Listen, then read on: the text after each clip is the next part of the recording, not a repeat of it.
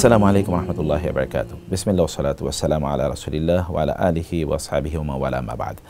আমরা প্রোডাক্টিভ রমাদানের আজকের এই পর্বেও রমাদানে নারীদের বিষয় নিয়ে আলোচনা করব।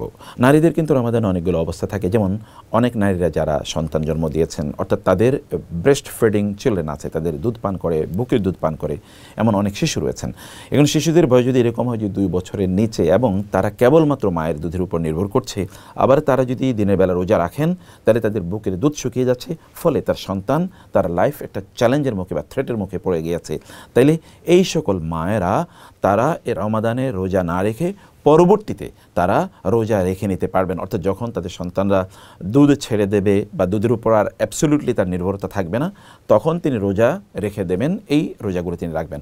অনেকেই প্রশ্ন করতে পারেন যে এই মায়েরা রোজার পরিবর্তে ফিদিয়া দিয়ে দিলে হবে কিনা, অর্থাৎ মিসকিনদেরকে প্রতিদিনের জন্য মিসকিনদেরকে একদিনের খাবার দিয়ে দিলে হবে কিনা। না, কারণ আল্লাহ সুবহানাহু ওয়া তাআলা বলেছেন ওয়া আলাল্লাযিনা ইউতিকুনাহু ফিদিয়াতুন তুআমু মিসকিন, অর্থাৎ যারা পার্মানেন্টলি রোজা রাখা তাদের সামর্থ্য থাকবে না, যেমন এমন অসুস্থতা যে অসুস্থতা থেকে তার কখনোই সুস্থ হওয়ার কোনো সুযোগ নাই অথবা এমন কোনো সম্ভাবনা নাই, তাইলেই কেবলমাত্র তাদের এই রোজার জন্যে তারা প্রতিদিনের রোজার জন্য একজন করে মিসকিনকে খাদ্য দিয়ে দেবেন।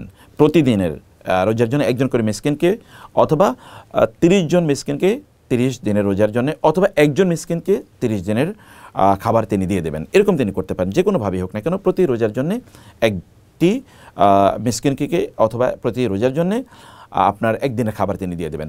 এটি হলো আপনার পার্মানেন্টলি যে সকল ব্যক্তিরা তারা সুস্থ হবেন না তাদের জন্য। কিন্তু মায়েরা যারা দুধ পান করাচ্ছেন, ব্রেস্ট ফিডিং মাদার, তাদের তো ইনশাআল্লাহ তাদের সন্তান একটু বড় হয়ে গেলে 2 বছর যখন অতিক্রান্ত করবে, অথবা 2 বছরের আগেও অন্য খাবারের উপর যদি তাদের নির্ভরতা তৈরি করা যায়, তাইলে তারা ইনশাআল্লাহ ঠিক হয়ে যাবেন এবং তারা তখন রোজা রেখে দেবেন ইনশাআল্লাহ। আরেক ধরনের মায়েদের কথা আমরা বলছি, যে মায়েরা ধরুন তাদের সন্তান তাদের পেটে রয়েছে, মানে গর্ভবতী মায়েদের কথা বলছি। এইবার এমন যদি হয় যে গর্ভবতী মায়েরা তারা যে খাদ্য গ্রহণ না করেন, তাহলে তাদের সন্তান, গর্ভস্থিত সন্তান ক্ষতিগ্রস্ত হতে পারে।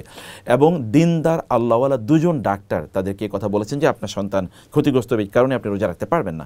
তাইলে এই মায়েরও তারা রোজা না রেখে সন্তান গর্ভ থেকে আসলে, অর্থাৎ সন্তান জন্মের পরবর্তী তারা এ রোজা রেখে নেবেন ইনশাআল্লাহ।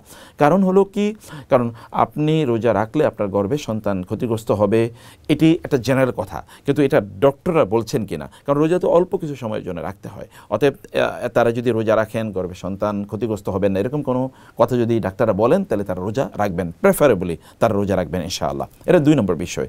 3 নম্বর যে বিষয়টি, তাহলে যে অনেকে আছেন যে তাদের একটা পার্মানেন্ট অসুস্থতা আছে, যেমন আমরা যারা ধরুন বৃদ্ধ হয়ে গিয়েছেন এমন, অথবা এমন কিছু রোগ আছে যে রোগ থেকে তার ভালো হওয়ার কোনো সুযোগ নেই, অথবা ধরেন পেপটিক আলসার এরকম হয়েছে যে তার প্রচণ্ড জ্বালা পড়া করে, আরও অনেক ধরনের ডিজিজ আছে, তিনি হয়তো বা বেহুশ হয়ে যেতে পারেন, অথবা তার ডায়াবেটিস প্রচণ্ড হাই, তিনি যে কোনো সময় একটা নির্ধারিত সময় তাকে খেতে হয়, আদারওয়াইজ তার মৃত্যুর আশঙ্কা রয়েছে।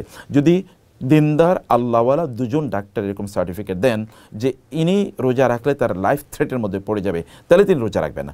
আদারওয়াইজ অসুস্থ হলেও রোজা রাখবেন, কারণ আল্লাহ সুবহানাহু ওয়া তাআলা বলেছেন ওয়া আন তাসুমু খায়রুল লাকুম, তোমরা রোজা রাখা তোমাদের জন্য কল্যাণকর এবং উত্তম।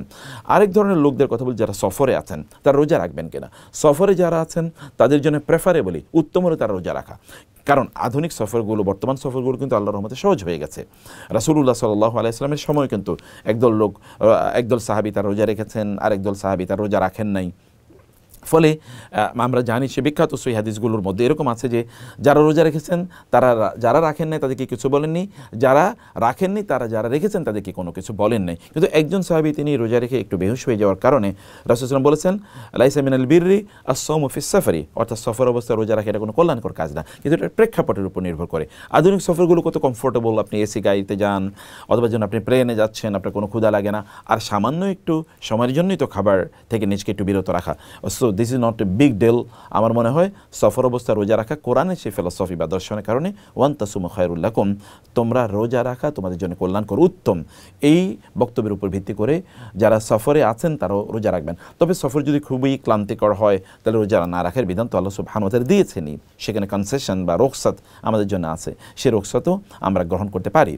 আল্লাহ সুবহানাহু ওয়া তাআলা যেন রমাদানের সত্যিকার যে স্পিরিট আছে এটা যেন আমরা লালন করে রোজার কার্যকলাপগুলো পরিচালনা করতে পারি, আল্লাহ সেই তৌফিক আমাদেরকে দান করুন। আল্লাহুম্মা আমিন। ওয়াসসালামু আলাইকুম ওয়া রাহমাতুল্লাহি ওয়া বারাকাতুহু।